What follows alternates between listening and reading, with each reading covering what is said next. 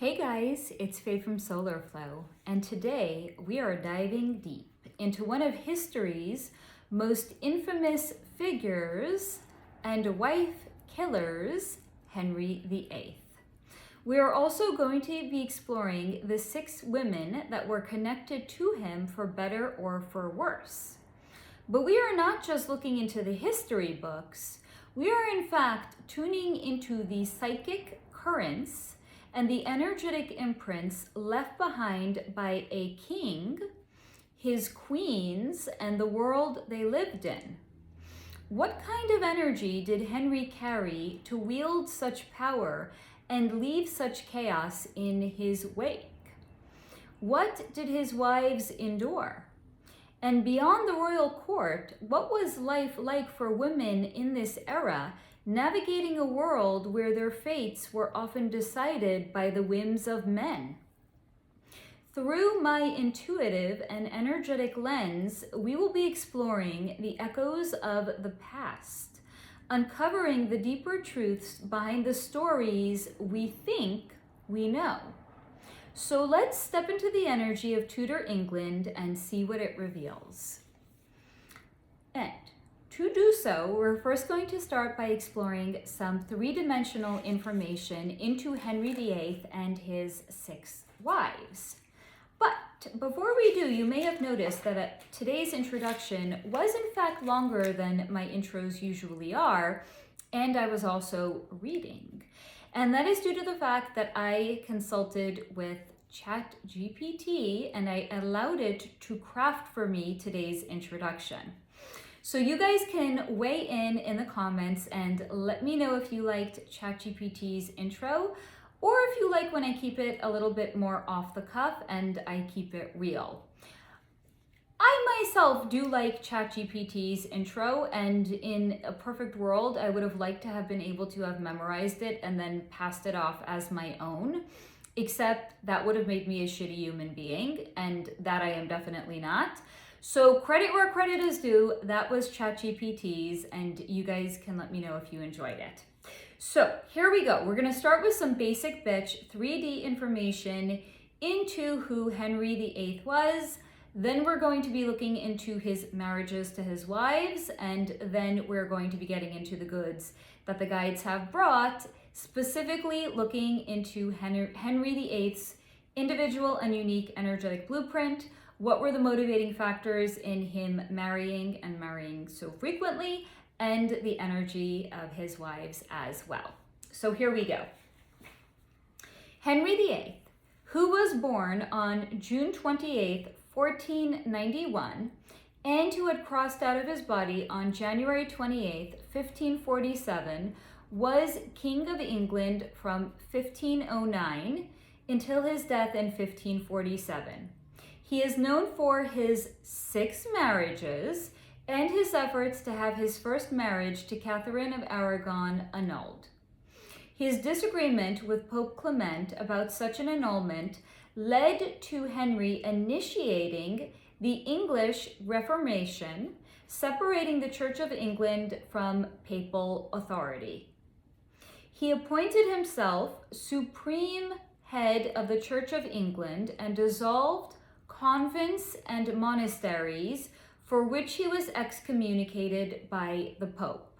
Methinks he had no fucks to give about it, because Henry brought radical changes to the Constitution of England, expanding royal power and ushering in the theory of divine rights of kings, which asserts that monarchs are not accountable to any earthly authority, because their right to rule is derived from divine authority, as in, they are king because God deemed it so. Thus, the monarch is not subject to the will of the people, and it follows that only divine authority can judge a monarch, and that any attempt to depose, dethrone, resist, or restrict their powers run contrary to God's will and may constitute a sacrilegious act. Henry, as monarch, frequently used charges of treason and heresy to quell dissent, and those that were accused were often executed without a formal trial. According to Henry's Wikipedia page, he was an extravagant spender and was often on the verge of financial ruin due to his personal extravagances and unproductive wars. He was considered an attractive and educated and accomplished king, and had been described as one of the most charismatic rulers to sit on the English throne, and his reign was described as the most important in English history. We need context here, because I think one could make the case that certainly his daughter, Queen Elizabeth I's reign was more monumental and influential, but that's 2% personal opinion. And if you are actually curious, in my energy reading that I had done on Queen Elizabeth, I have linked that down below for your viewing pleasure. Back to Henry. He was an author and a composer, and as he aged, he became severely overweight and his health suffered. In his later life, he was described as lustful, egotistical, paranoid, and a tyrannical monarch. Now, keep this in mind before we even get into the energy reading portion on him, because this is already starting to build out a character profile into who he was on a strictly three-dimensional level. So, he was an extravagant spender. He was severely overweight, and he had health complications. And in his later life, he was described as lustful, egotistical, paranoid, and a tyrannical monarch. In addition to the fact that he broke away from the church and he appointed himself the supreme ruler. So could this perhaps lead one to come to the conclusion he suffered from magical or delusional thinking or had delusions of grandeur? Keep this in mind.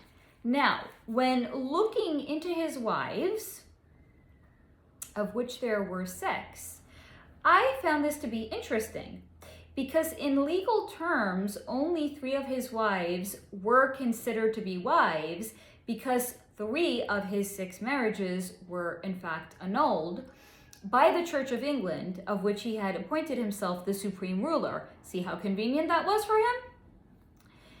So his first marriage was to Katharine of Aragon, and it had lasted nearly 24 years, while the following 5 marriages lasted less than 10 years combined.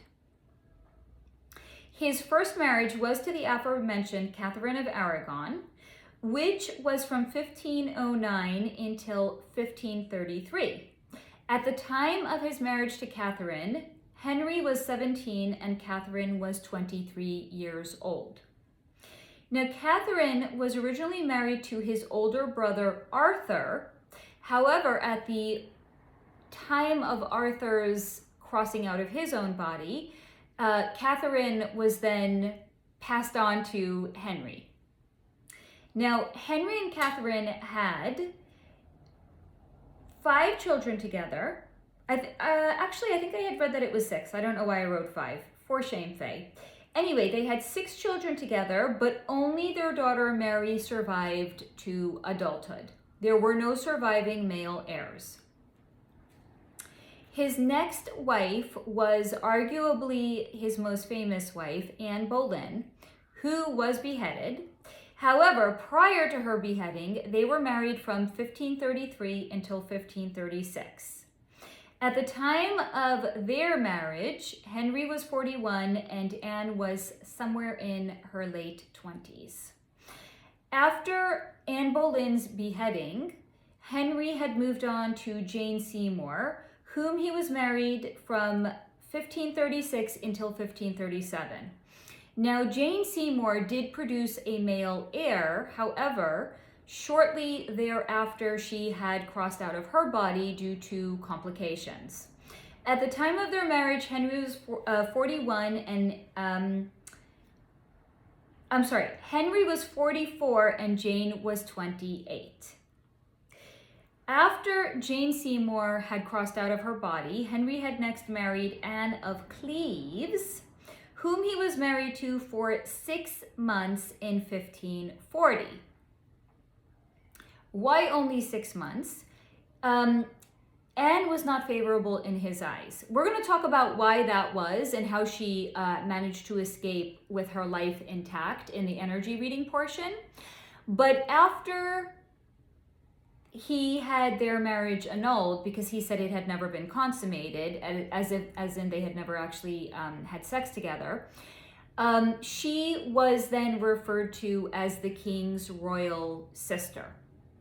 Could this also point to evidence of somewhat magical thinking or delusional thinking?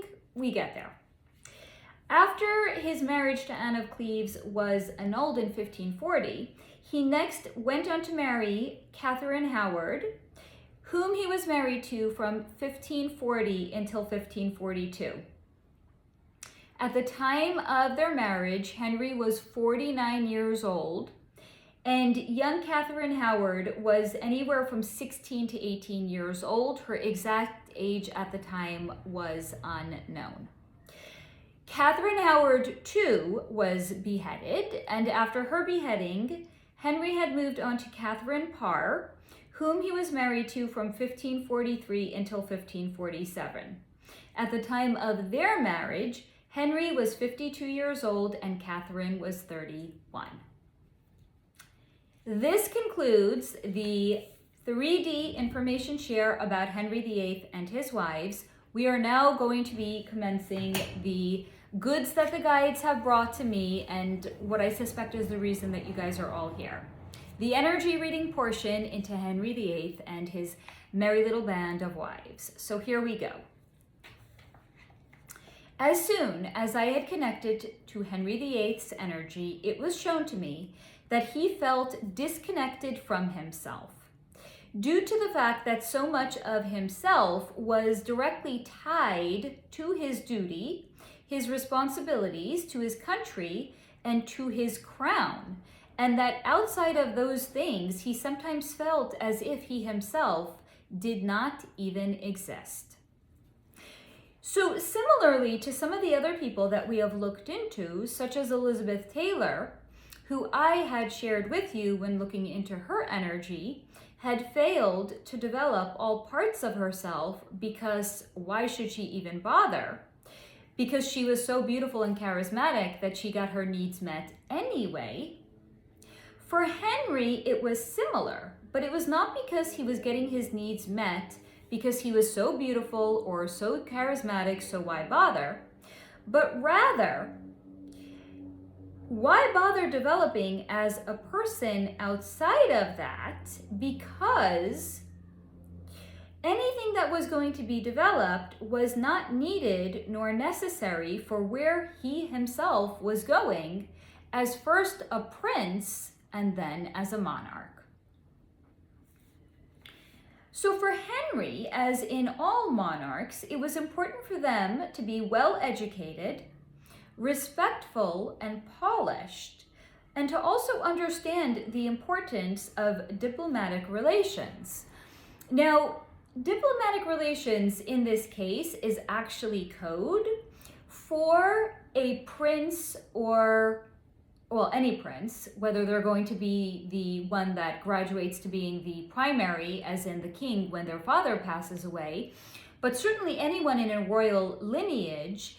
This idea of diplomatic relations, it's actually code for advantageously marrying a princess from another region or another country that is going to secure an alliance or secure peace, or to build out a bigger military, or to have more favorable trading with this other country. So it's called diplomatic relations, but it's really code for you're not ever really your own person, because you're going to be married to whomever you are need to be married to, because it is advantageous to your country, to your crown, or to your throne. So imagine growing up and knowing that whoever you're actually going to marry it has nothing to do with you.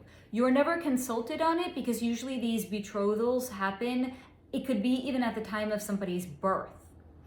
So imagine growing up and understanding that, and then knowing therefore that it has nothing to do with you, you're not even consulted on that, and then how that can actually lead to a person stunting certain aspects of their development because of it.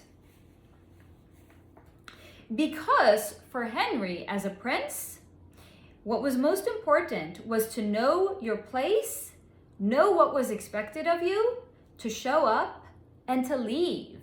And that was it. At least for him as a prince. It was not complicated because the complications came later once he himself was a king and he had actual health complications.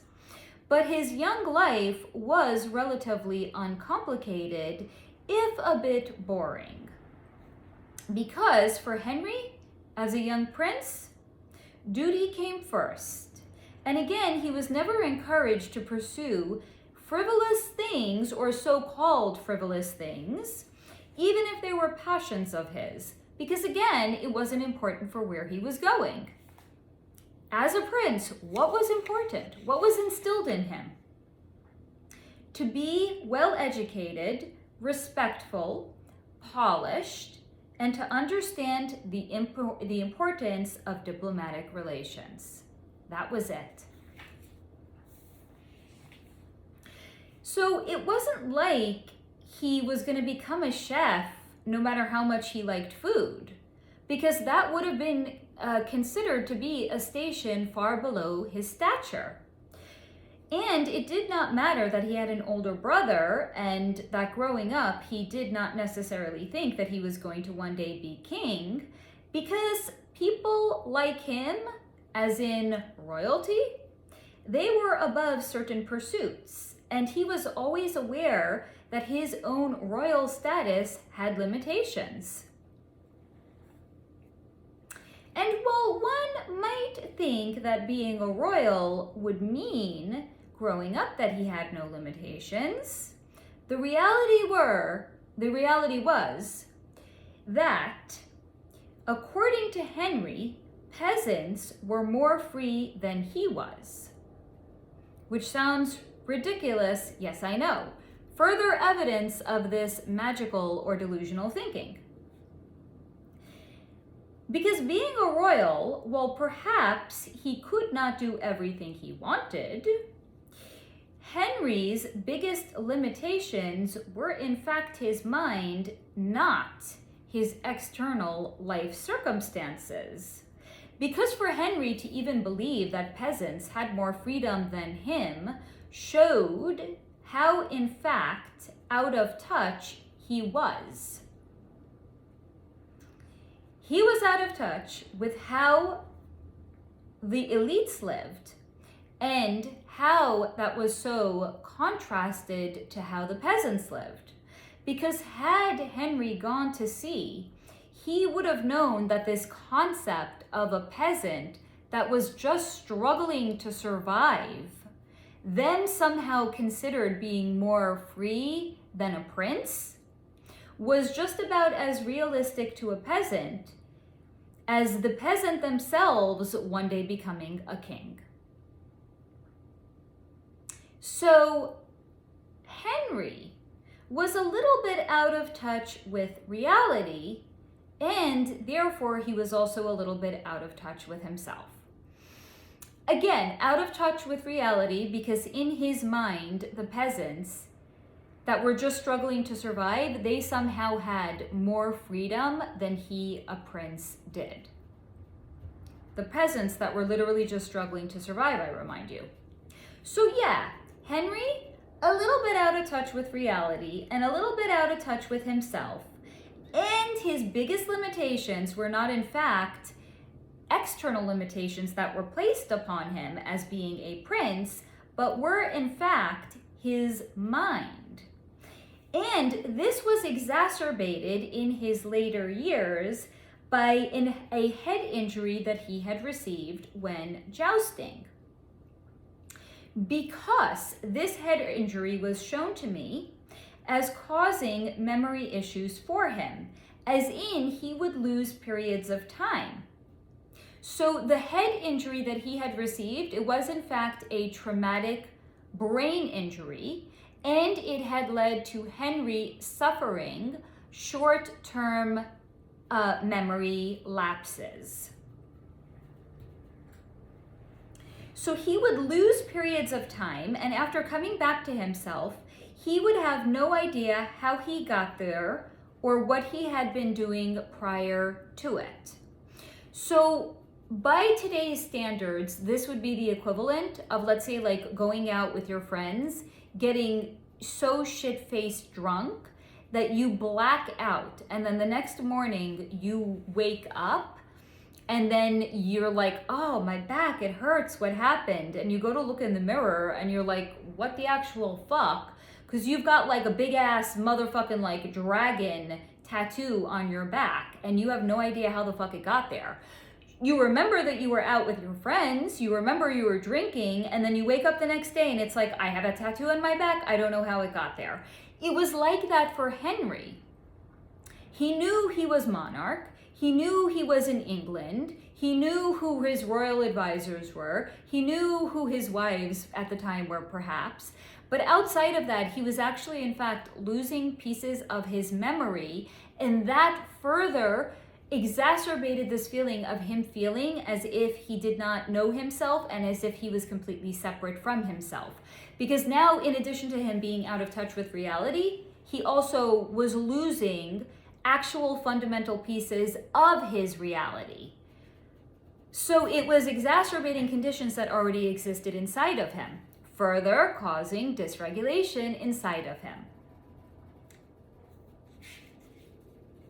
So sometimes when he was older, he would go places, get there, and have no recollection of how he had gotten there. And that was rather discombobulating for Henry. But it was still him having these experiences, but in fact having no memory of the experiences even occurring, only knowing that it occurred after the fact. As in, maybe he had gone somewhere and he didn't even remember like the journey of getting there. He only would be there and then he's like, I have no idea how I got here. Literally like being like blackout drunk and like losing all consciousness. But it wasn't because he was blackout drunk, it was because he had had a traumatic brain injury that caused him to lose pieces of his reality because he had short-term memory problems. And there was so much of Henry's life that he felt was not lived. First, because there were things that he could not experience because they were considered to be below his stature, and later because he could not even remember certain things that he had done or certain things that he had experienced. So this further had caused a certain level of rigidity to develop inside of him because he was feeling so out of control in his life as a whole that the only way for him to maintain this veneer of having any level of semblance of control in his life was the rigidity that he himself had developed. Look at it as if it was a coping mechanism. So this is, by today's standards, what we would say is, quote, a my way or the highway, end quote, kind of an attitude. And this attitude within him really kicked off and took hold within him when he had married his brother's widow, Katharine of Aragon. Now, again, they had married when Henry was 17 years old and Katharine was 23. Now, Katharine had been married to Henry's older brother for 1 year prior to his brother Arthur crossing out of his body. Now, at the time, Henry was only 11 years old and Katharine was, I believe, 17. So they were waiting for these two to get married, or to marry them off, actually, until Henry was considered to be of age, and that happened when he was 17 years old. And it was shown to me that while Henry may have had a teeny crush on Katharine of Aragon, and he liked her fine in a platonic, I love my older brother's wife kind of way, loving her from afar was far different than having to in fact marry her. And this led to him developing resentment because he felt that it was not his choice and that any level of his choice had been taken away from him. Never you mind the fact that Katharine too had no choice, because Katharine had been married to one brother, Arthur, whom she had been betrothed to from the time she herself was a child, to being betrothed to her dead husband's younger baby brother, who in fact at 11 years old was still a child. But again, Henry was always a little bit short-sighted in the way that his problems were always uniquely exclusive to him. So while he may have loved her from afar, thinking this is my brother's wife, when the time came for him to marry her, he was very resentful of it because he felt as if the choice had been taken away from him. Not for a moment even thinking, what was this like for Katharine? Katharine had been betrothed to Arthur when she was a baby, when she was just a child. Then she marries him, she loses him, now she's betrothed to her dead husband's younger baby brother? Again, Henry had no fucks to give what this was like for Katharine, because he severely lacked any level of emotional empathy, and he could never see things from anyone else's perspective, only his own. He was short-sighted. So he had grown up knowing he would marry his brother's widow, and he resented it. Never you mind what this was like for young Katharine. And he had deluded himself into believing it was in fact what he had wanted at the end, that he did in fact love her. But none of it was in fact true. And his treatment of Katharine of Aragon later on in life demonstrates how little he actually cared for her. Because when he got it in his head, coming up in a moment, that he wanted to marry Anne Boleyn, he had no regard for what this was doing for Katharine of Aragon. What it was like for her to lose the title that she had had for close to 25 years, to lose the husband that she had had for close to 25 years. And then to even discover their one surviving daughter, Mary, was removed from the succession line.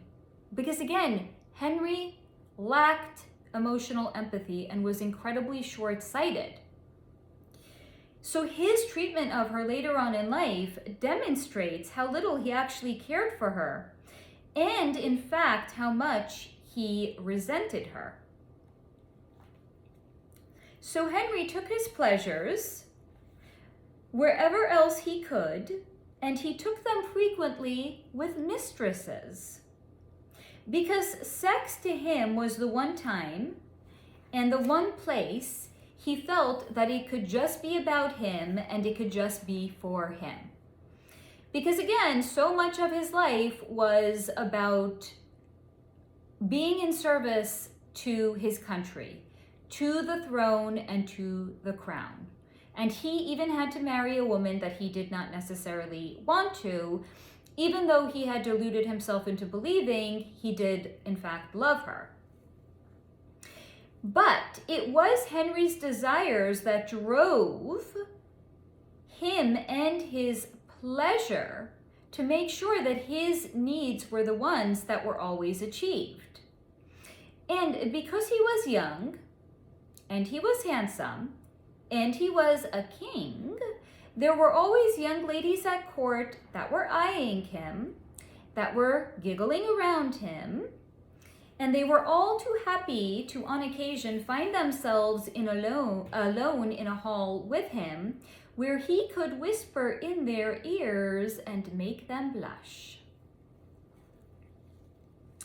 And because a queen's sole responsibility was to produce an heir, a viable living male heir, having pretty little ladies in waiting was certainly convenient for the king. Because what do we know about royal life at that time? The queen had her ladies in waiting. Did the king have his men in waiting? No. The king had a personal valet. He had the man that attended to his needs, not his sexual needs, that would clean his chamber pot, would lay out his clothing for the next day. He had a tailor, he had a secretary, he had a cook. But the king never had men in waiting, but the queens always did. And who were the queen's ladies in waiting? They were always younger ladies that were somehow like noble ladies in waiting. And what did they do, these ladies in waiting? They would sit with the queen, they would keep her company, they would schmooze together, they would knit, they would go for walks together. But the queen always had a gaggle of pretty young ladies that were always around her. Rather convenient, one would say, when a queen's sole responsibility was to produce an heir. So perhaps that was in fact the purpose of a queen having ladies in waiting in the first place, because when she was with child, as in pregnant, and she was on bed rest, which queens were at that time put on bed rest when they were with child, and thus not fulfilling all of their husband's other needs, as in their sexual needs, there were always pretty little things around that were all too eager to entertain the king. Convenient, one would say, for the queen to have all of these ladies in waiting around her. Now, what else do we know about ladies in waiting in context to Henry VIII? Anne Boleyn, Henry's second wife, was one of Katharine of Aragon's ladies in waiting. She wasn't the only one. Jane Seymour also was, and Katharine Howard also was. So rather convenient for the king to always be surrounded by these pretty little ladies that were ostensibly meant to keep the queen company, that he could in fact pick from, like they were ripe fruit from a tree that he could pick from because he wanted them. And while Henry VIII and Katharine of Aragon had had 6 children together, only Mary had survived to adulthood. A daughter, Mary, a daughter, only a daughter. And the fact that the only surviving child was Mary, a daughter, this too compounded Henry's resentment, because now in addition to resenting that he had had no choice in marrying Katharine, but not that he ever would have had a choice anyway because he was a prince. So a prince's position was again diplomatic relations. Never you mind that, right? So now, in addition to only having a daughter survive to adulthood, in addition to him already resenting the fact that he had no choice in marrying Katharine, she had also failed to produce a surviving male heir. So compounding the resentment that he already experienced towards Katharine, he now resented her for that as well. And because of his inflexible thinking, he was often in his own way, and this is one such example. Because Henry did not, or he would not in fact, see nor understand that these things, as in Katharine not producing a male heir or a surviving male heir, is not in fact one so-called fault, as in this was Katharine's fault, but to him, being short-sighted and resenting her and having the resentment compound over time, in his mind, it was her fault. So by today's standards, it would be the equivalent of a man getting a woman pregnant and then marrying her because it's the so-called right thing to do. But then he's resenting her for her getting pregnant and then getting married, even though, as the expression goes, it takes two to tango. So even though it was in fact this fictitious man I speak of who had impregnated this fictitious woman, and it was also he who had agreed to marry her. So this is essentially a short-sighted thinking by a person who refuses to take accountability for their own choices and actions and wishes to blame another for the discomfort that they experience. So let's add to the character profile that we're building out for Henry, in addition to him being lustful, egotistical, paranoid, and a tyrannical monarch who suffered from magical and delusional thinking and delusions of grandeur by appointing himself the supreme ruler of the Church of England, and his extravagant spending, we're going to include to it also short-sighted thinking and a lack of taking accountability. Keep this in mind.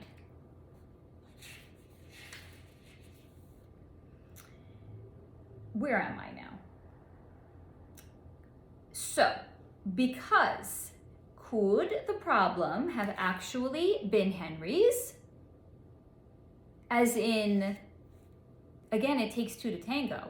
So it's his sperm and it's Catherine's eggs. So could the problem have actually, in fact, have been Henry's? Maybe a problem with his sperm? Of course not. It was no more Henry's fault than it was Catherine's. But not producing a surviving male heir was in fact seen as a failure on his part. So to escape the way that made him feel, in his mind, he had in fact assigned the blame to Katharine, who was not in fact to blame. So resentment grew. And at this time, it was shown to me that fucking had become boring to Henry as well, and he was seeking more. He had royal mistresses. He tired of his royal mistresses. One could say he was approaching a midlife crisis. So because Henry was seeking more, a clever and observant courtier in his court had noticed that Henry was distracted and discontent. So seeking to obtain favor with Henry VIII, this person had devised a plan to have a pretty little lady named Anne Boleyn come back to court and catch Henry VIII's eye. Now, it was shown to me that Anne was clever, she was incredibly witty, she was charming, and she was beautiful in that way that young girls are. And despite the fact that Anne Boleyn was clever, she was still in fact naive and innocent. And most important, she did not have the taint and the stain on her of being his brother's widow. She was her own person, and Henry very much wanted to make her his. However, after Anne Boleyn's family had seen how besotted Henry was with her, they had pushed her to deny becoming his mistress as her sister had been. Because Anne Boleyn's older sister had been one of Henry VIII's royal mistresses. And Anne was summoned back to the English court and was one of Katharine of Aragon's ladies-in-waiting. This was all by design, and she had caught Henry VIII's eye. This was the machinations of her family. And her family had seen how besotted Henry was, and they were like, well, hey, he already had one of our daughters as a mistress. Maybe we can actually get this to be something more than just Anne becoming the second mistress, because this was not about sex. He was well and truly, like one could even say, infatuated with her. He was besotted, really is the best word. He was completely besotted with Anne Boleyn. So, because of the fact that he was so besotted with her, perhaps they could see about making her queen and not just another mistress. Now, this is not to say that being a royal mistress was bad, and in fact, it was far from it, because any woman that was a royal mistress was treated incredibly well. The women were always given gifts and jewels, and should they provide even an illegitimate heir, the family was awarded titles and land. And it was also seen as a boon, as in a benefit, for whomever this royal mistress would then go on to marry once the king was done with her and had tired of her. So it was not, in fact, seen as whoever went on to marry this woman, that he was getting the king's so-called sloppy seconds. No, but more, wow. I married a royal mistress, and if this woman, who was the royal mistress to the king, was good enough for the king, what does that in fact say about me? So a woman at that time being a royal mistress was not a bad thing, far from it. Again, she was treated well, she got jewelry, she got gifts, the family received elevated titles, they would receive land. Not a bad thing. So it's not that Anne Boleyn's family did not want her to become a royal mistress because this would bring disrespect to the family. No, but in fact it was because for the people that were below the king and schemed, as in Anne Boleyn's family, this was one way for them to feel like they had one leg up above the king because they had something the king wanted and could not have. As in, Henry was besotted with Anne. She was not going to become his royal mistress as her sister did. So it was a way for the family to feel, even though they were below the king, that they had something that the king wanted and the king could not in fact have. So Anne was shown to me as being, even though she did like Henry, she was an unfortunate pawn in her family's scheming and their machinations. And despite her being clever, she was still naive and woefully unaware to the way in which she was being used by her family. Did she like Henry? Yes. First of all, he was a king. Second of all, he was still relatively young and handsome. But third of all, Anne Boleyn really liked how she suddenly was important to her father, most importantly and specifically. Because back then, the only real use a daughter had was an advantageous marriage. And there is no more an advantageous marriage than to a king.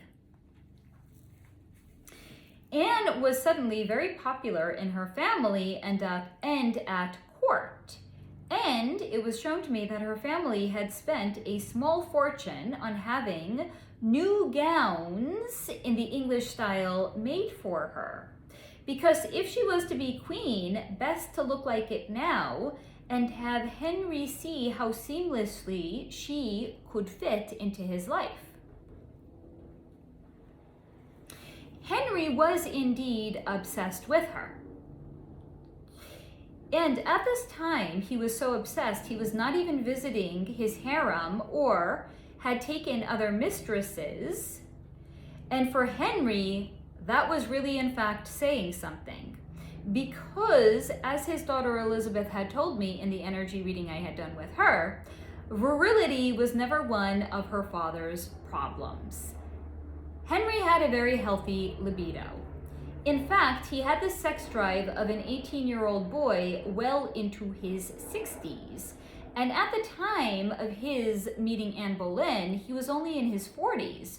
So essentially, he was in his prime. But again, Henry's shortcomings were always his inability to see himself and the world clearly. And he too did not see that he was being schemed by the Boleyn family. All he saw at that time was his want. And the underdeveloped parts of himself did not consider the fallout of his actions, such as breaking away from the church. Short-sightedness. Add that to his character profile. He also did not think how his actions would affect Katharine, nor did he in fact care how his actions would affect Katharine, because, again, I remind you, he lacked any level of emotional empathy, and his problems were always uniquely his problems. Never thought about another person. Nor did he think about his own country, his court, nor his reputation, because he had just wanted Anne. And like a petulant and a because he just wanted Anne, and like a petulant but powerful man-child, he was not just going to throw a temper tantrum to get what he wanted. No, because he caused serious diplomatic relations, but not as in this is code for diplomatic relations, but as in real diplomatic relations, and he nearly fractured his own country. Short-sighted. Not thinking things through or not caring about the fallout. Add that to the character profile. We're going somewhere with this, I promise. Because when the Pope refused to grant an annulment to Henry for his marriage to Katharine, he created his own church, the Church of England, of which he was the head, and granted himself his own annulment, freeing him to marry Anne. So have you ever purchased something, like you have a bad day at work and then you go have some retail therapy to distract you from the bad day that you had? And in the moment it works and it's a good distraction from the way you felt, but then the next day you go back to work where the bad day was had in the first place, and you realize that the purchase that you made the day before and the retail therapy, it was really just a Band-Aid. So this is what just even a little bit of self-awareness will do in recognizing it's a Band-Aid, but of which Henry had none, as in no level of real self-awareness. So when he and Anne failed to produce a male heir, he now resented her as well. But also resenting that he had annulled his marriage to Katharine to marry Anne in the first place. Because now Henry he suffered from a bit of like black and white thinking. Add this to the character profile. So now he was looking at Anne, who at one time he had seen with nothing but like golden eyes and golden vibes, while Katharine was tainted with this resentment that he had had towards her. So now it kind of like flip-flopped, it reversed. Now that Anne Boleyn had failed to provide a male heir for Henry, he was now romanticizing in his mind the relationship that he had had with Katharine, of which, again, he had appointed himself the supreme ruler of the Church of England so he could annul the marriage in the first place. But never you mind that. Shh. Don't talk about facts. We're talking about Henry's feelings here. It's feelings over facts, y'all. So he was now romanticizing the relationship that he had had with Katharine.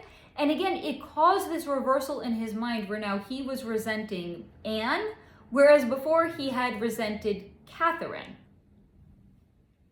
Complete role reversal in his mind. Now, the fact that he was now resenting Anne What was further compounding his resentment towards her was the fact that he was again romanticizing his marriage to Catherine and knowing that he couldn't go back to her. So this furthered the resentment that he experienced towards Anne, because again, Henry did not have any level of self-awareness. It's like the retail therapy, but you have the self-awareness to know it's a Band-Aid, of which Henry had none. So when Anne had failed to produce a male heir, he now resented her. But again, he also, because he was romanticizing the marriage to Catherine, resented that he annulled his marriage to Catherine to marry her in the first place. But again, lack of self-awareness, a man that does not take accountability for his actions, can lead to truly detrimental consequences. He did not see that it was his choice to annul the marriage and to marry Anne in the first place. Lack of self-awareness. Does not think things through. No level of accountability. So this was very much a theme in Henry's life, that his problems were always the fault of his wives and never himself. Again, lack of accountability. You will see at the end why I'm harping on about this. Or maybe if you're savvy to the personality disorder that I may be alluding to by pointing all of these things out, you may in fact already know where my mind is going with all of this. This is also where I'm going to point out to you that Henry very much monkey-vined from one relationship to another. There was no period in between for grief. Or there was a because again, he didn't do emotional empathy, so he didn't really grieve, in fact. He was monkey-vining from one relationship to another. 1533, his relationship ended with Katharine of Aragon. 1533, he married Anne Boleyn. Their marriage ended in 1536. 19 days later, he married Jane Seymour. The biggest reprieve of marriage for him was after Jane Seymour had crossed over in 1537. His next marriage was to Anne of Cleves in 1540. That marriage was annulled. He quickly hopped into a marriage with Katharine of Howard. Katharine of Howard? God damn it, Faye. Katharine Howard, whom he was married to 1540 to 1542. And then, just one short year later, he married Katherine Parr. Monkey-vining from one relationship to another. What does that also tell us about him? But I digress. I was saving that for the end, but it's like, I'm just going on and on and on. I'm harping on and on about how Henry has this lack of accountability. So it's like, okay, it was coming to a head. It just came to a head a little bit earlier than I was anticipating. It's real life over here. And as the content creator, I reserve the right to shuffle around my content as I see fit, as I just did. So, let me get back to my actual channeled notes. I'm not a hot mess, I promise. Or am I? And you're just getting insight into how much of a hot mess I am when I am not, in fact, held to account by my notes. So, again, yes. I'm putting on my serious face now. It was a theme in Henry's life that his problems were always the fault of his wives and never, in fact, his own. Because so much of Henry's life was about duty and responsibility, and not producing a male heir was the biggest failure of his duty and responsibility.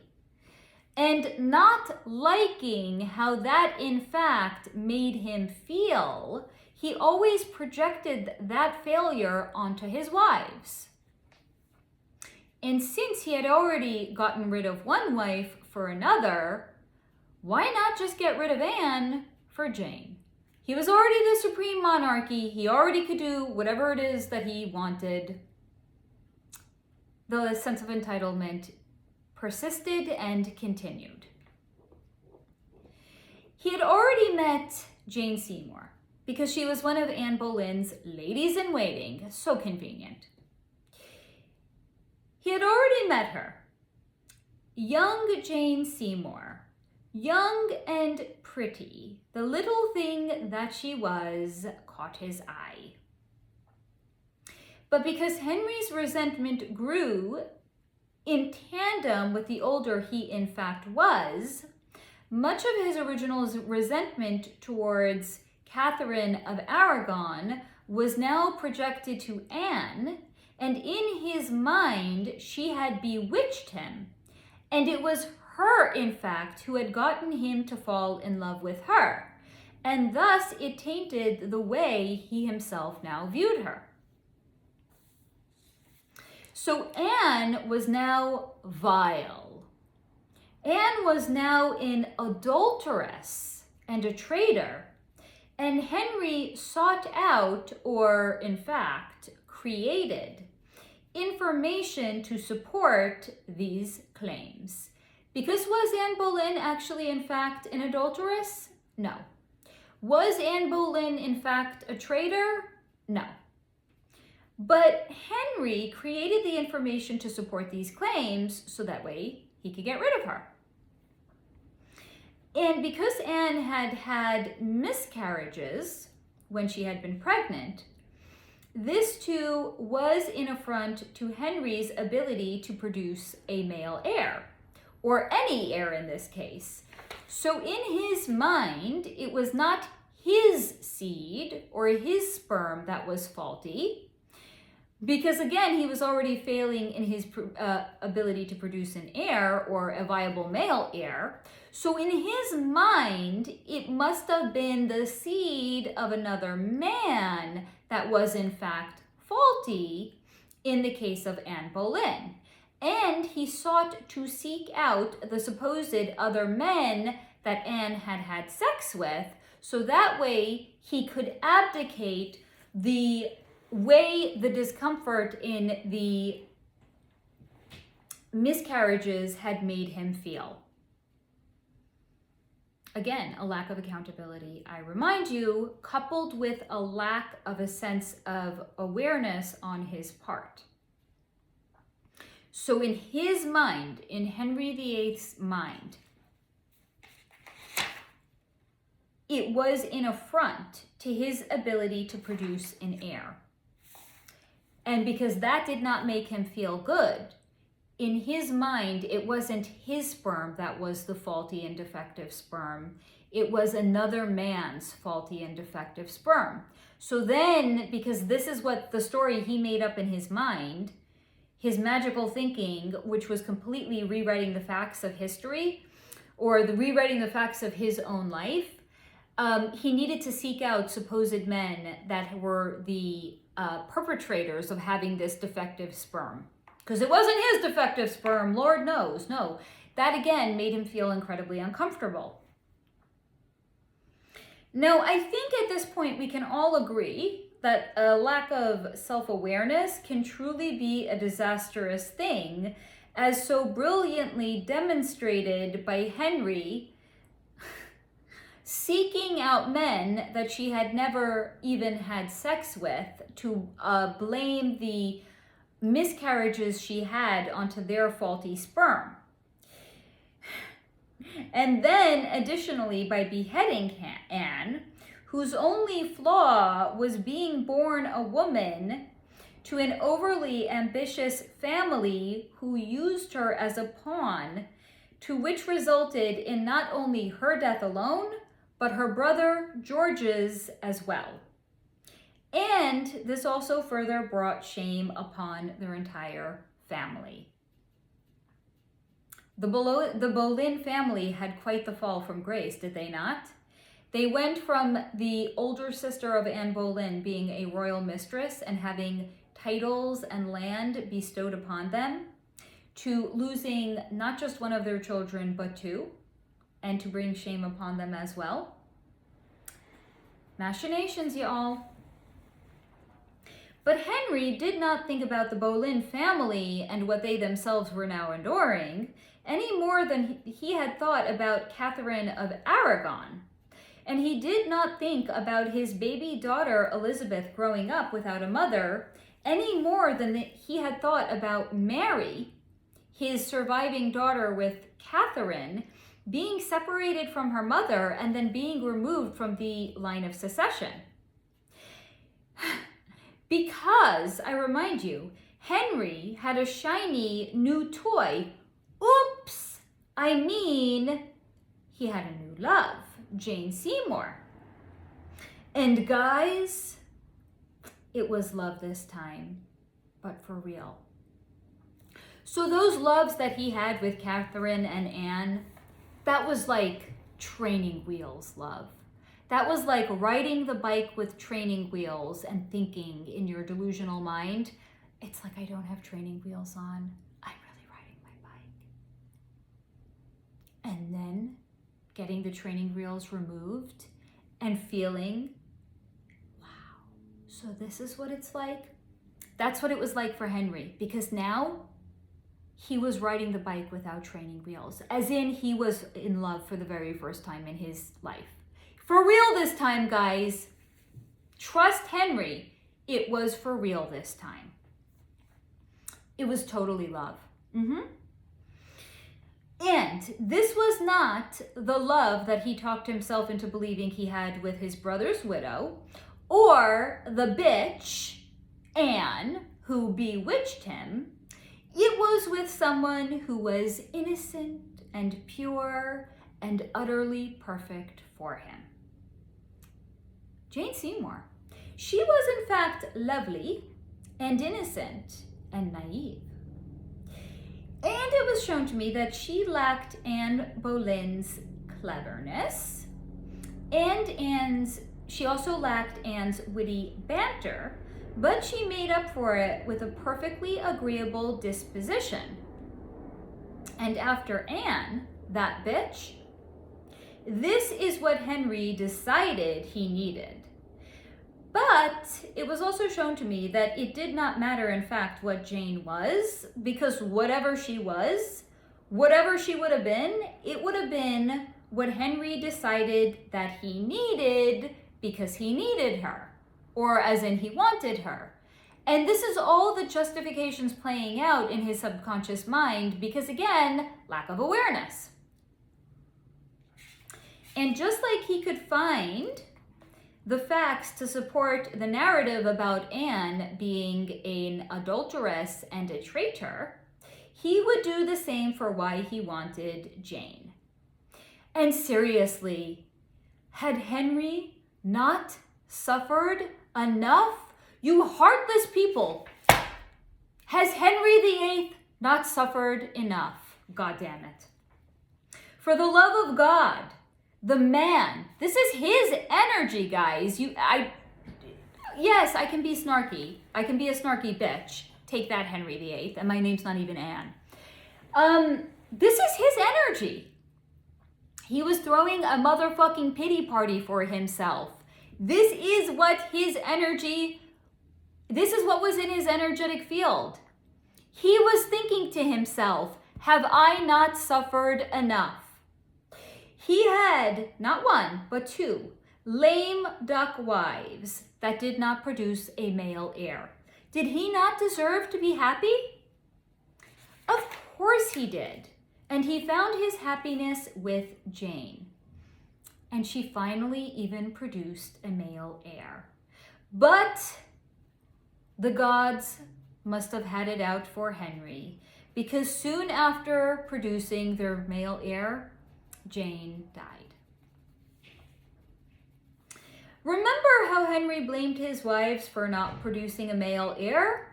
So while one might think that he would take all the praise for Jane producing an heir and thinking, look at what my sperm can do, look how virile I am, in fact, no.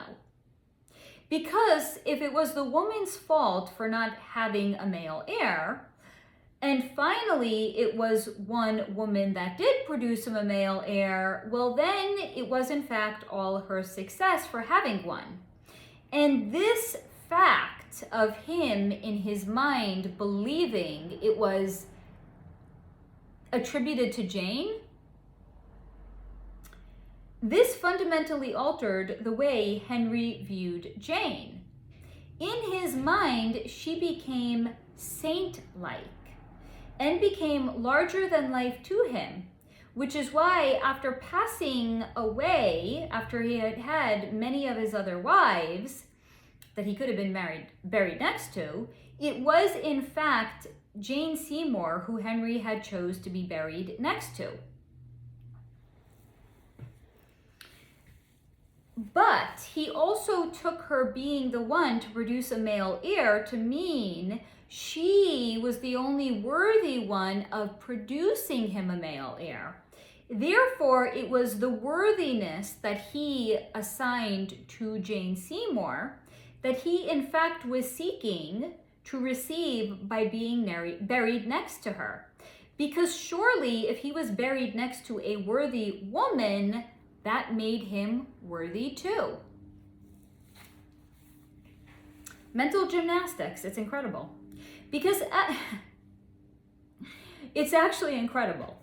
Now at this point, Henry was still in his 40s, but he was not quite as handsome as he had been. And despite his lack of self-awareness, he knew on some level, subconscious level, because again, lack of self-awareness. So on a subconscious level, he knew that the only reason that he was able to marry these lovely young ladies from good families was because he was a king, and it was not for him, in fact, at all. And this stung him, but again, subconsciously.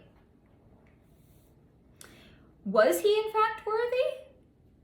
He had no idea, because he did not know himself. He did not have self-awareness.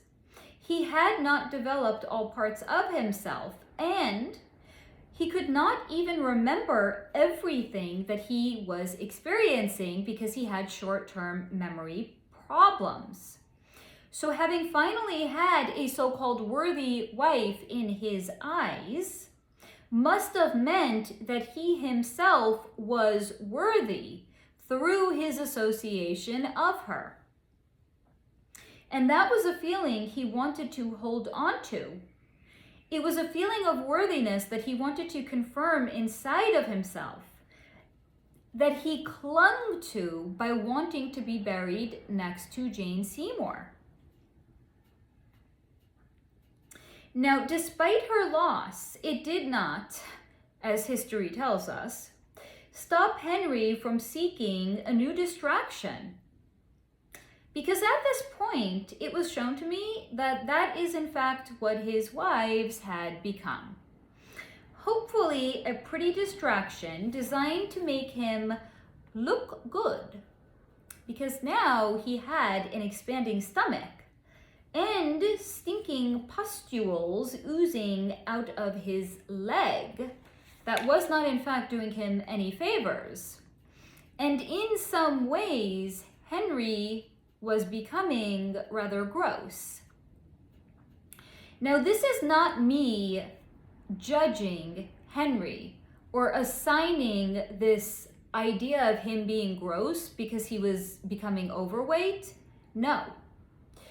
I am actually, in fact, reporting on his energy and his vibration, because I remind you, everything that exists and that we see in the 3D material world has a soul, spiritual, energetic, or vibrational explanation behind the veil that comprises what we see in the world. So Henry becoming physically gross at this time in his life was in fact because his energy and his vibration had been so compromised by his expanding and ever expanding resentment that he experienced towards his wives and his life as a whole, that it truly began to change him, and he began to rot from the inside out. So him becoming so overweight, this was not due to trauma that he had experienced. No, The stinking pustule on his leg was actual rot from his vibration and his energy that was leaking out of his body.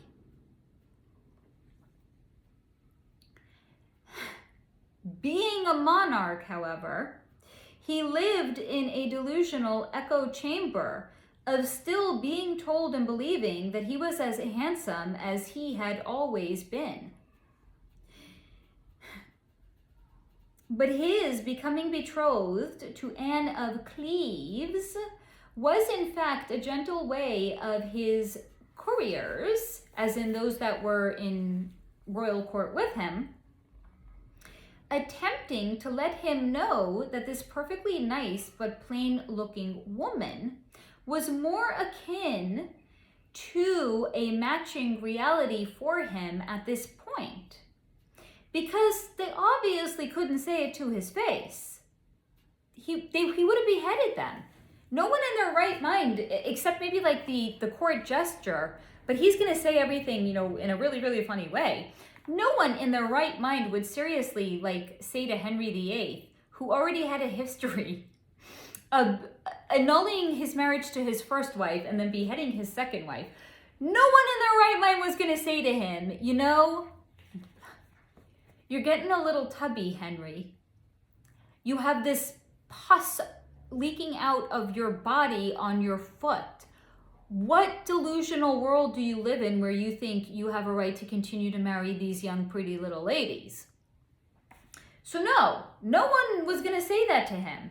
So it was in fact a more gentle way of them attempting to let him know this young lady that was perfectly nice but plain is actually in fact more akin to what he could or should actually aspire to be marrying at that point. But because they couldn't say it to his face, at least one honest person attempted to deliver the message to him in a non-threatening and responsible way by proposing this marriage to Anne of Cleves.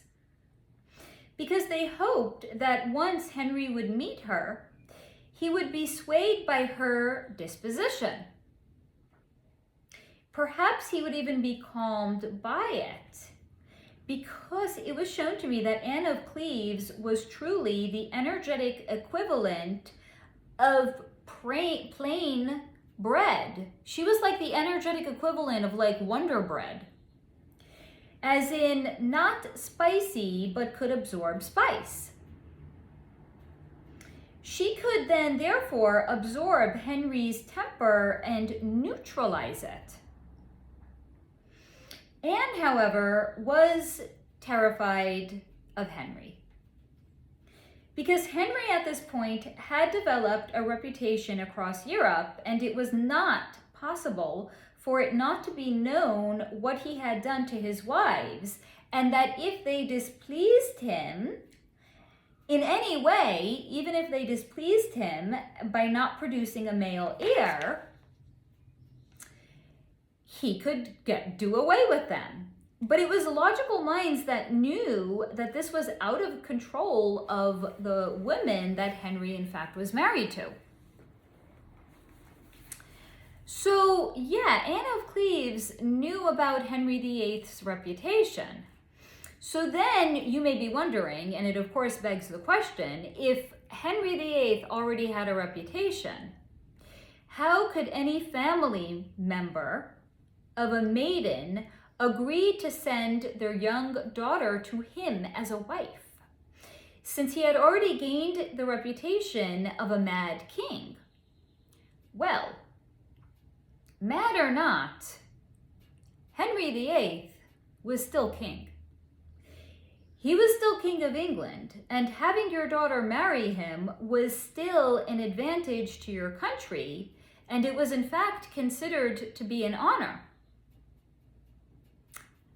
Diplomatic relations.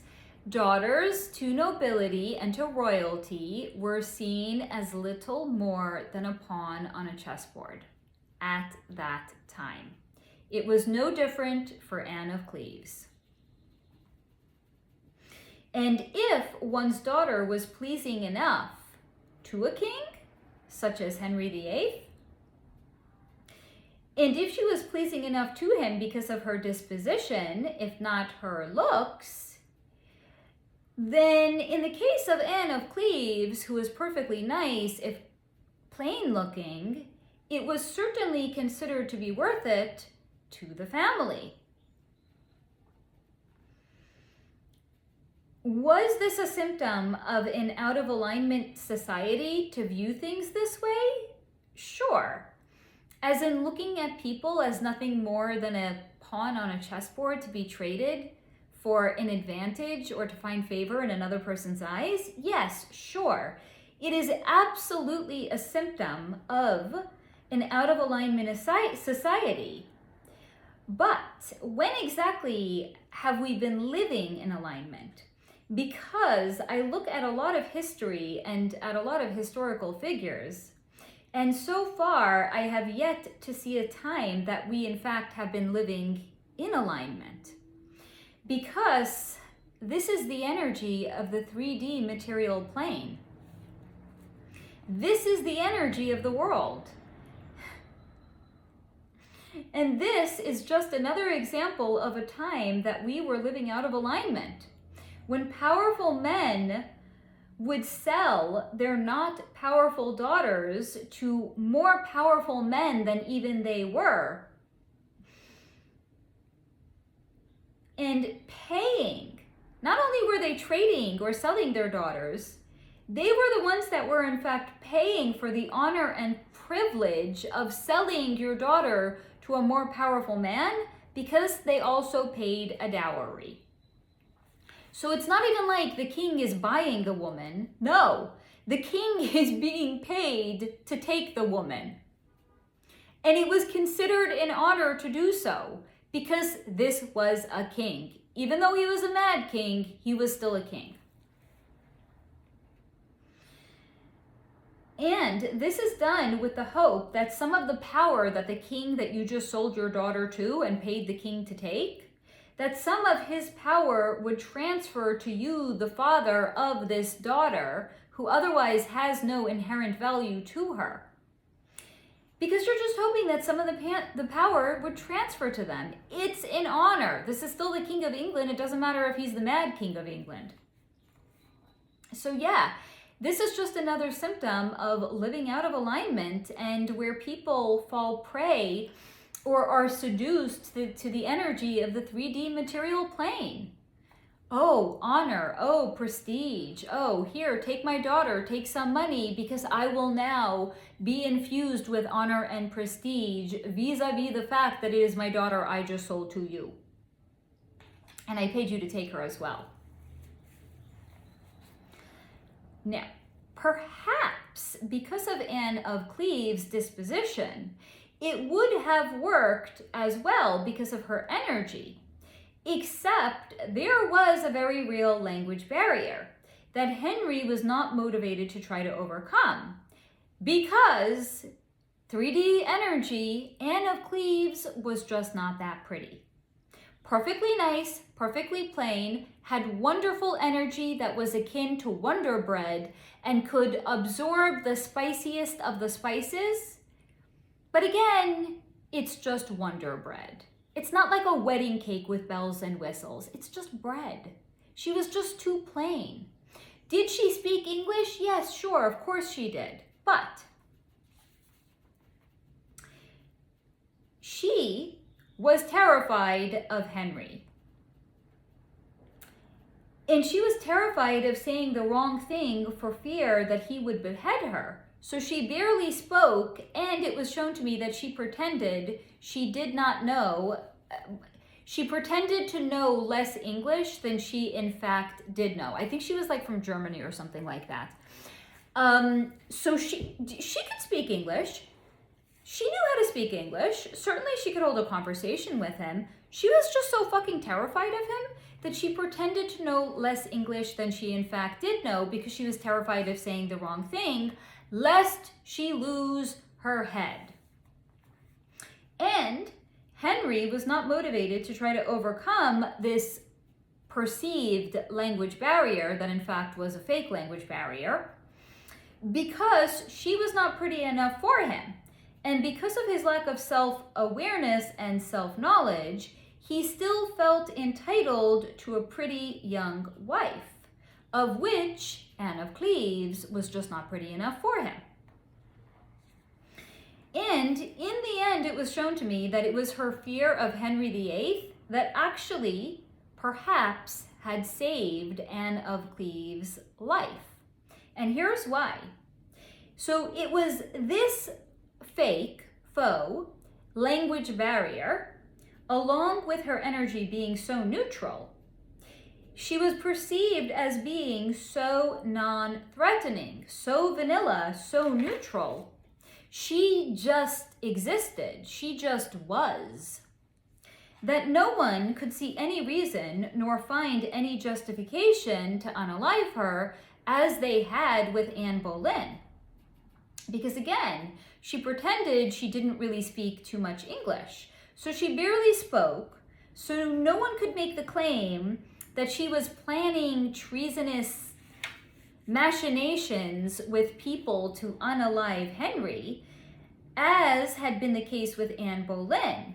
Nor could anyone dream of her committing adultery because she was just so proper and she just was. She wasn't like this witty, clever woman like Anne Boleyn was that one could say, well, maybe she was getting too friendly with other males in court.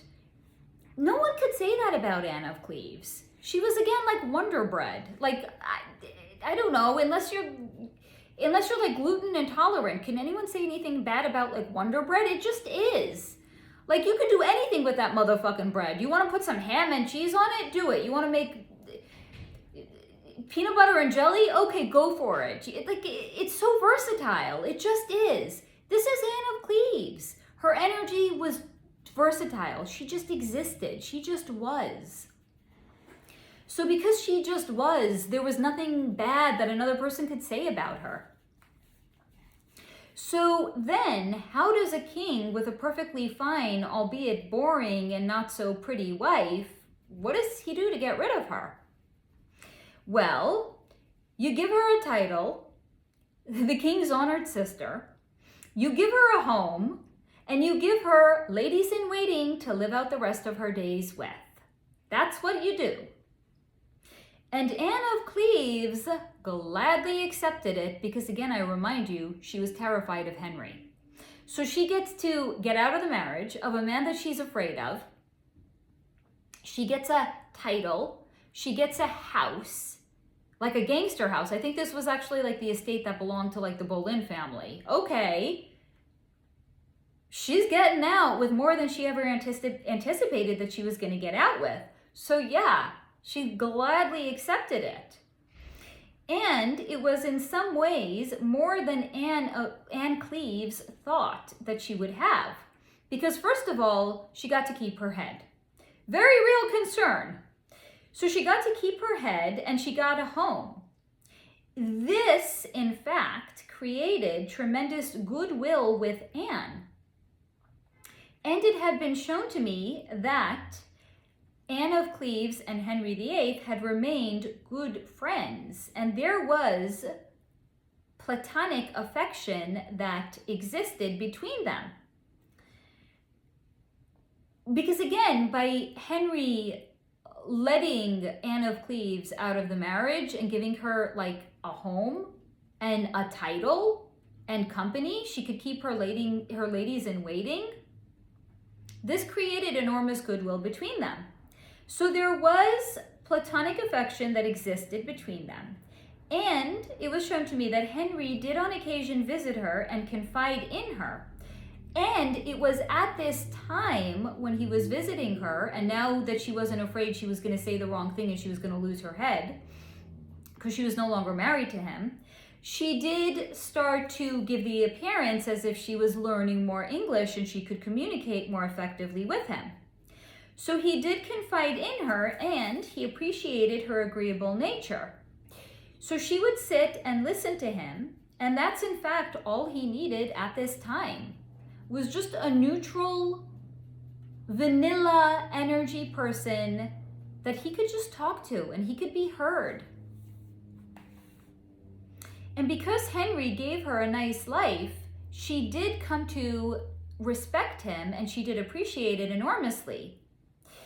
Their relationship at this time, when they were no longer married, was perhaps one of the most balanced relationships Henry had had. But it was only due to the fact that they were not married. And this is because Henry was not a good husband. And not just because he was a wife unaliver. But first of all, any relationship that is rooted in one person's inability to see themselves clearly is also going to cause an inability for them to see their partner not clearly, and this is going to create a rift in reality. So any relationship that is rooted in a lack of self-knowledge, self-awareness, and any level of being rooted in reality is just not good. That's like basic bitch terminology. Like, just not good? Really, Faye? I can't do any better than that? It's toxic. It's unhealthy. There we go. All right. And if one person does not see themselves clearly, it will forever mean that they cannot see their partner clearly either, leading to an unhealthy dynamic.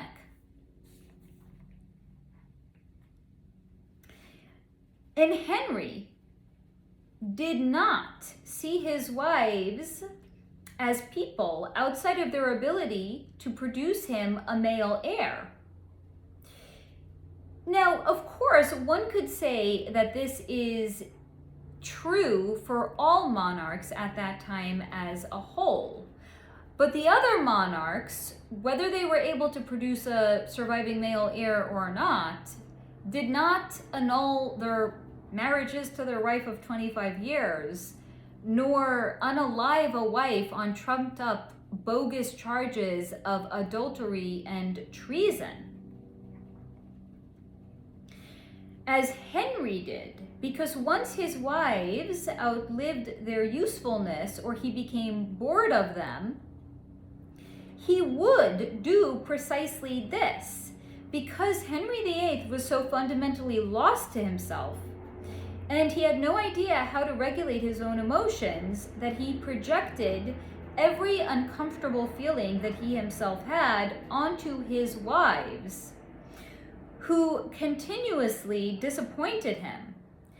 Because really, actually, it was his own self-worth issues that were most challenging and vexing to Henry. So he was continuously seeking a better wife. Because if this next wife that he had was a prettier wife or a more virtuous wife, then certainly those positive attributes and characteristics would be reflected upon him. So just like other monarchs or nobility sent their young daughters to England to hopefully find favor in Henry's eyes, so some of his power would transfer to them, Henry continuously sought out wives, seeking out positive attributes that could transfer to him. This is also known as character trait acquisition.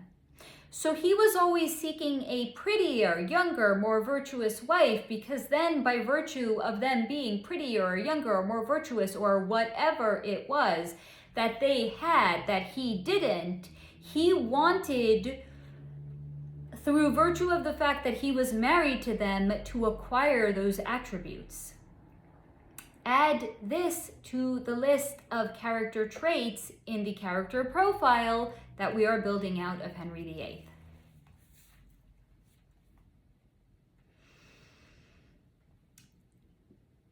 Now, also remember, because Henry lost periods of his memory, he did still see the way that people looked at him. Sometimes it was with fear. Sometimes it was with disgust. And despite what their lying mouths said to his face, he always thought or hoped that perhaps this wife will help turn his reputation around and fundamentally change the way in which he was seen by people in his court. And while his waistline expanded with his waning health, that was the purpose that young Katharine Howard served for him: to produce the appearance of masculinity and virility.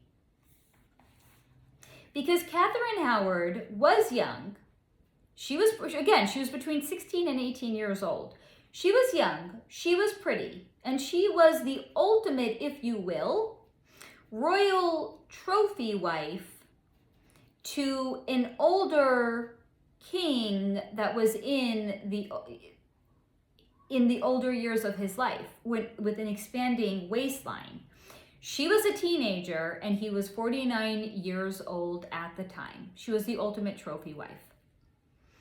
So it's kind of a way of like misdirecting people's attention. Like, don't look at my expanding waistline. Don't look at this pustule that I have like leaking out of my leg. No, look here. Look at Katharine Howard. Don't look at me, look at her. Because if I, as the king, can still get this pretty little thing, that means I still got it going on. This is what he wanted people to believe. Now, it was shown to me that Harry delighted in spoiling Katharine Howard with jewels because, frankly, what the fuck else could he give her? Could he take a long, nice walk through the gardens with her? No, he would get winded. Could he give her a lively roll in the hay like she probably wanted because hormones, teenage hormones? No. So the extent of their sex life actually was shown to me as consisting of Katharine mounting Henry like a horse, a very large rotund horse, riding him for 5 to 10 seconds until he climaxed, or her pleasuring him with her mouth, which he could not even see while she did it because of his stomach being in the way. So imagine from her point of view, being a pretty little teenager, and you are spending your time pleasuring a fat old man who smells bad, who's old enough to be your father. She did not respect him, nor did she love him. But young Katharine Howard was still at the age where she felt invincible. And thus, with that invincibility that she perceived, she was in fact dumb enough to think that she would get away with having an affair. But this is like a real affair, not the fabricated one that had supposedly transpired with Anne Boleyn. This was like a real affair. Katharine had like a real actual affair, but also 2% personal opinion. Who could blame her? Her marriage to Henry was not age appropriate, and since her exact age was not known, it also in fact bordered on what is known in today's day and age as statutory, not going to say the word, but non-consensual sex.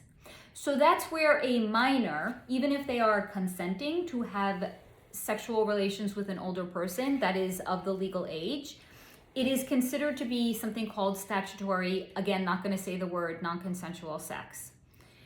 Again, they're consenting, but they are below the legal age to actually consent because they're considered to be a minor. And if they're having sex with an older person, that's what it's considered. So we're gonna say this is not like a 16-year-old having sex with like her 20-year-old boyfriend. This is like a 16, 17, or 18-year-old having sex with a 49-year-old. Look at it through that lens, y'all. Look at it through that lens.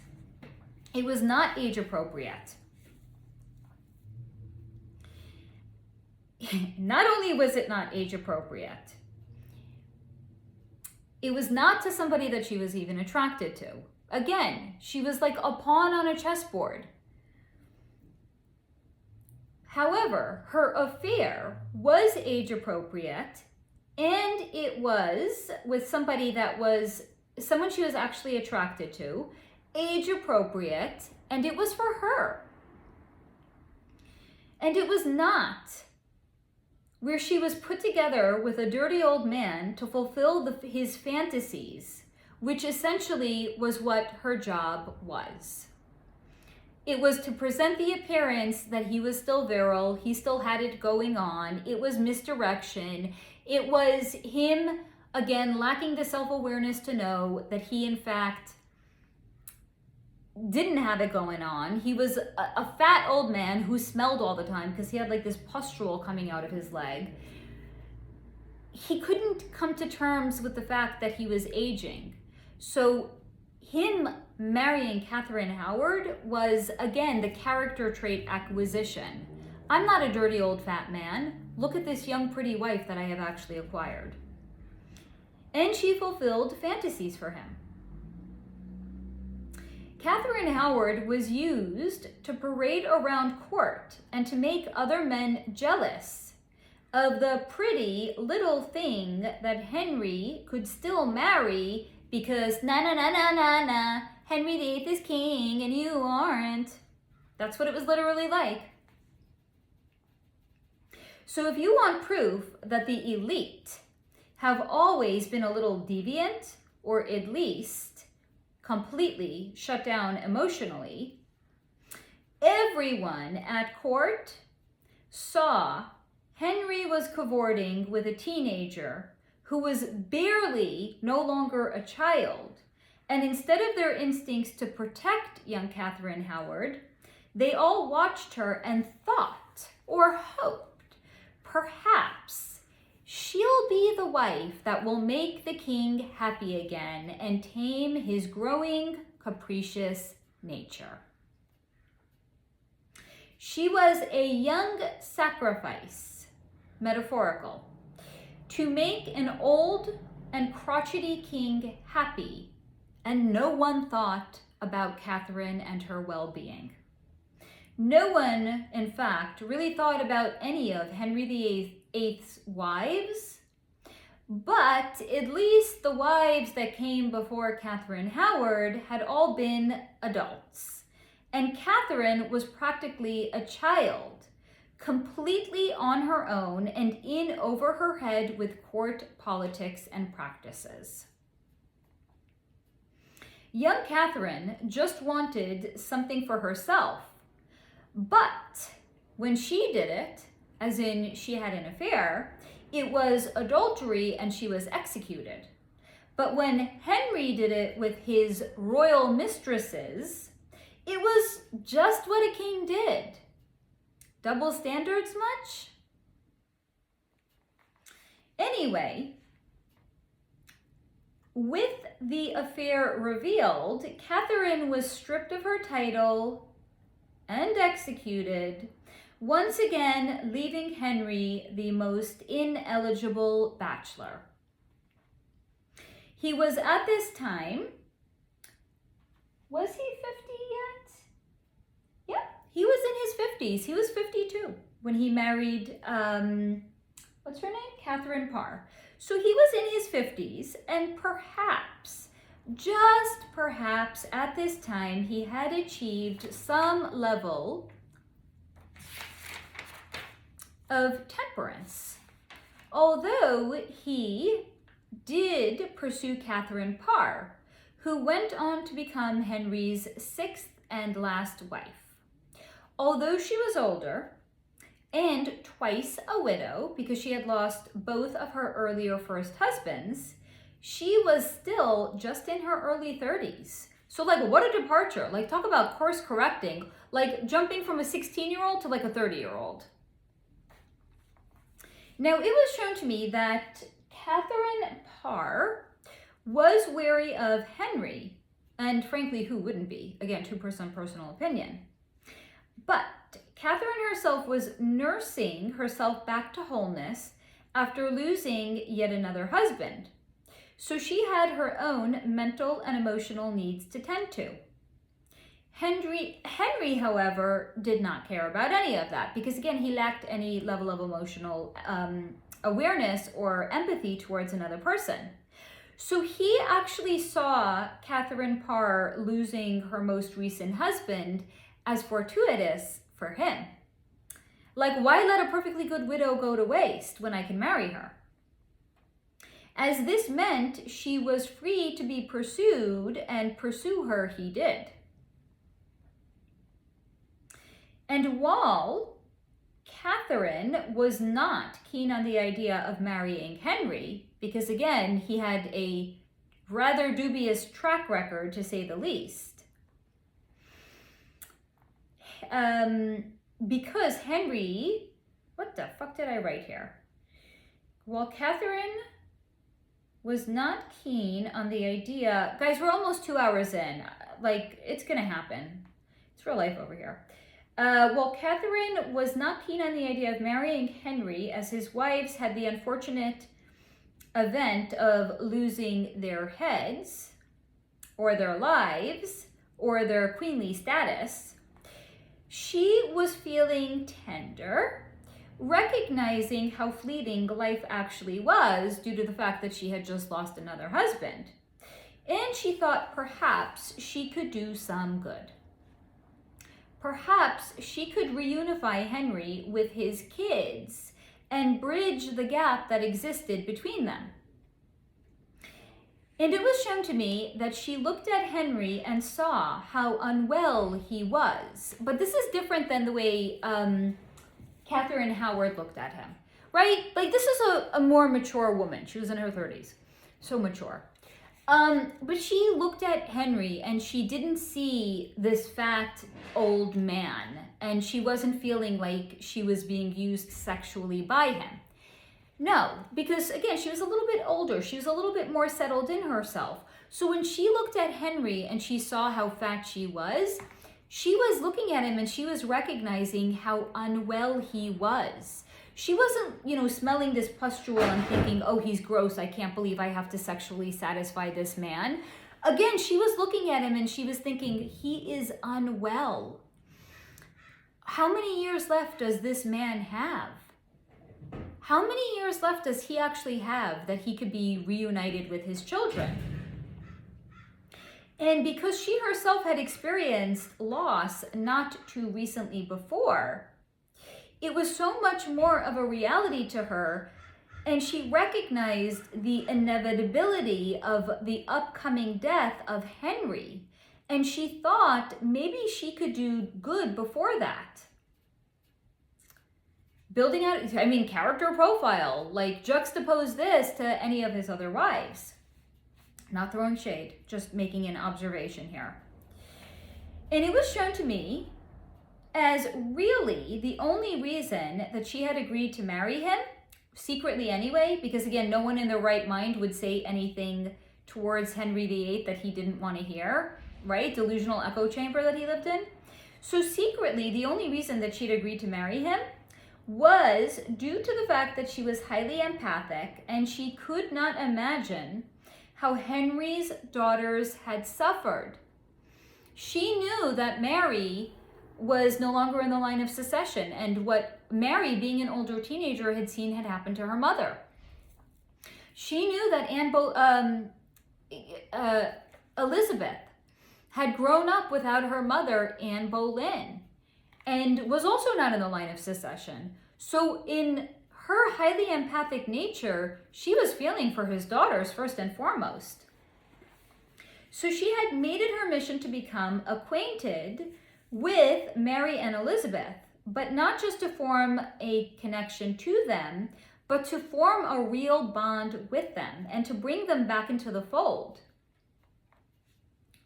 But her empathy did not end only with Henry's daughters, because she also listened to Henry, as in really listened. When he spoke, she really listened to him. She listened to hear him. And because of this, when he spoke in this recognition that he was really truly being heard, he felt seen and understood in a way that he had never before with any of his other wives. And in turn, Henry was beginning to be softened by the empathic influence of Katherine Parr.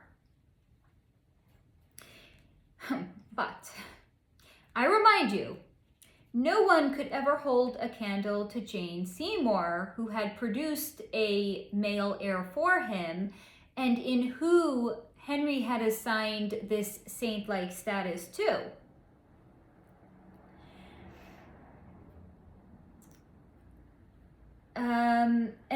I'm sorry guys, I lost my place. And although no one could hold a candle to Jane Seymour, to Henry, because she was the only one that gave him an heir, thus the only one that his kingly duty and responsibility had been fulfilled with, there was a certain mature affection that Henry felt towards Katherine Parr. And because she was not a child, it was not pretty jewels that made her happy, as it had been with Katharine Howard, but it was seeing her husband's family united. And Henry did, in fact, want to see Katherine Parr happy. So he was softened by her influence. He did want to make her happy, and therefore he allowed her to orchestrate things that were perhaps not his doing or his idea in the first place. Now, it was shown to me that Katherine Parr, so he was married to so many Catherines, I'm like forgetting which one it was. Katherine Parr was the most by the way, did you guys realize he was married to 3 Catherines? Maybe this was just like a really popular name back then, I don't know. Anyway, so, I lost my place again. She was the most grounded and level-headed of all of his wives, and she did not fear him, because Katherine Parr was on a mission, and to fulfill her mission, she knew she had to be fearless. What was her mission? To reunite him with his children. And to fulfill her mission, she had to be fearless. So to that end, she was not a pushover, and would in fact push back and lightly, respectfully, challenge Henry.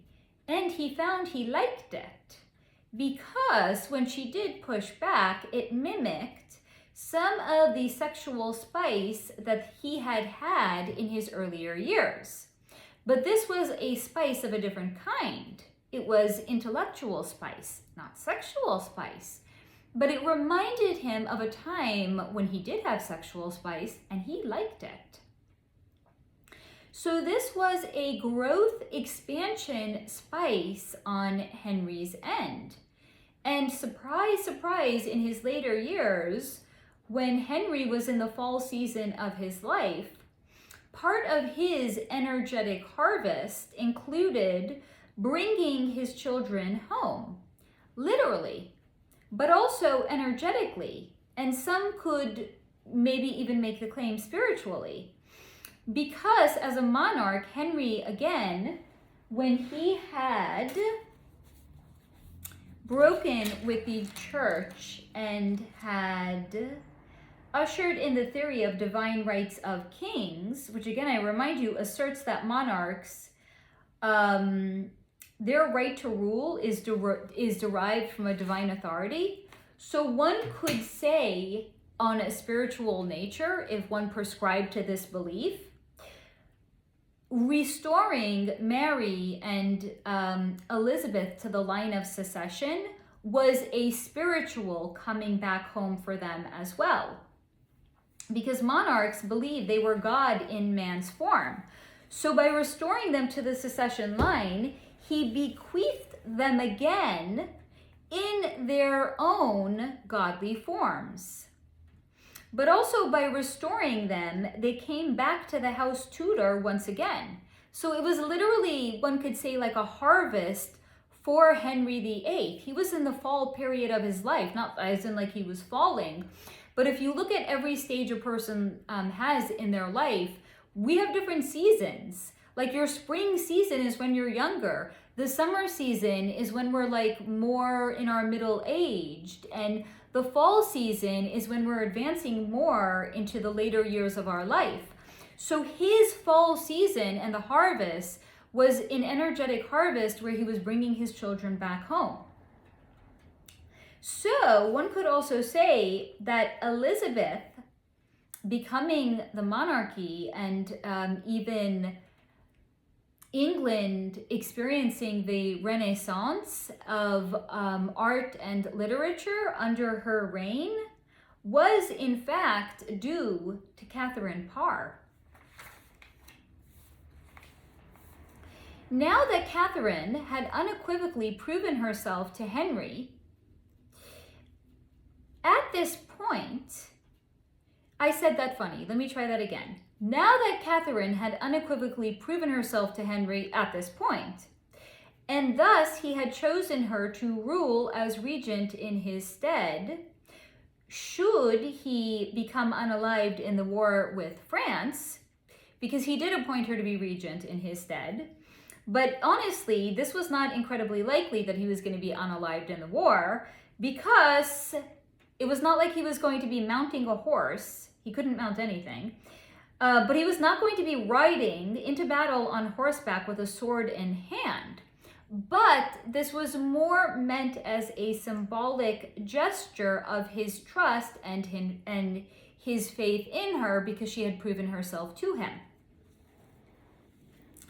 Now, one will never really know if Henry had lived longer, if he may have had a redemption arc to his story, as Catherine's influence really did bring him stability. But alas, we shall never know this, because just 2 short years after, no, I'm sorry, I can do math, 4 short years after marrying Katherine Parr, Henry did cross out of his body in 1547. And even though he had appointed Katharine to be young Prince Edward's, this was the surviving male heir that he had with Jane Seymour, even though he had appointed her to be his regent until he came of age, Edward Seymour, his uncle, finagled his way into the position. Because alas, I remind you, at this time, it was, after all, very much a man's world.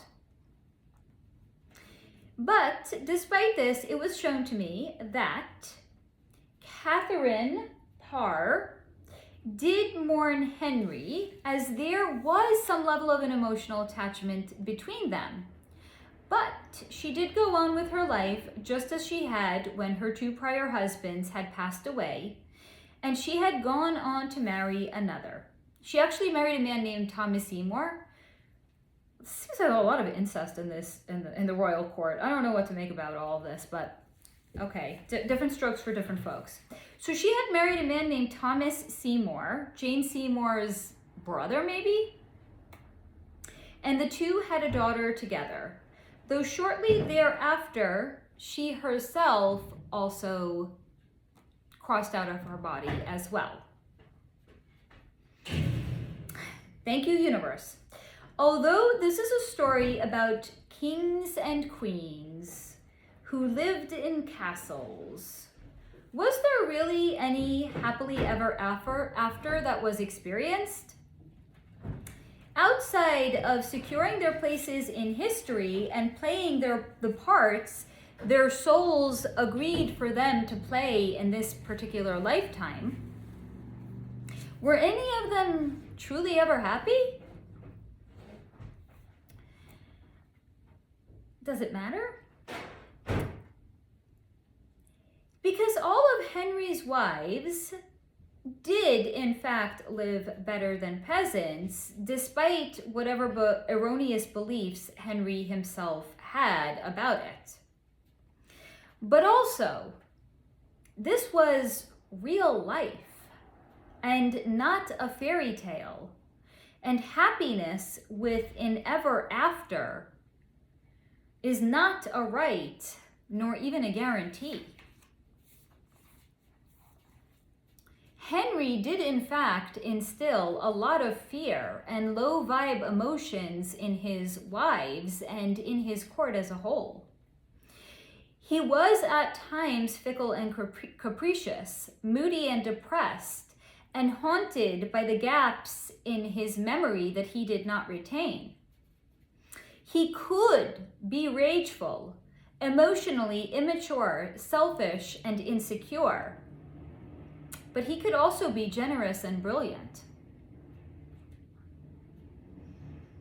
So maybe now you're coming to the conclusion of the video, able to kind of parse together everything that we've been building out in assessing Henry VIII as a person.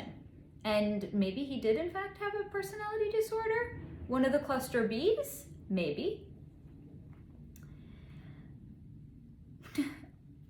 But whether he was or he wasn't a narcissist, and whether he did or didn't have strong narcissistic qualities, he was having a human experience, which is in fact what his soul came here to have. So please remember, however history remembers somebody, good, bad, tyrant, narcissist, is secondary to the success of what that soul came here to do, and the soul lessons and the soul contracts they came to fulfill. And just as Henry's soul came to have a human experience, so did his 6 wives. And though Henry was the common denominator connecting them, their experiences varied greatly, but they all included tremendous loss. The loss of children, of their status, of their heads, and of their lives. His wives experienced grief, trauma, fear, desire, fleeting happiness, and yes, even rage. Despite the castle, the jewels, the court, the throne, the crown, the sometimes fickle attention of their husband, the king, Henry VIII, their lives were far from perfect, but they were still having the human experience they came to have. So while one may be tempted to declare their lives, as in the wives of Henry VIII, to declare their lives a success, or perhaps even more specifically in the case of Katherine Parr, a success, or a tragedy, as in the case of Anne Boleyn, remember, they played their parts. They played them well. They had the experiences their soul signed up for and agreed to come and have, and they exercised their free will. And that is, in fact, the biggest success of it all. So that concludes in just under 2 hours this energy read into Henry VIII and his wives. I hope that you guys have enjoyed this reading, perhaps found it to be thought-provoking, maybe a little insightful. And I'm going to remind you to please take what resonates and to leave the rest behind. And as always, and until next time, despite whatever may be going on for us in our life as well, our successes, our losses, our wins, our good days, our bad days, to remember, we too are playing the part that our soul agreed to play. That, coupled with our free will, is the biggest win of all. So keep that in mind and remember to stay in the high vibration. Until next time.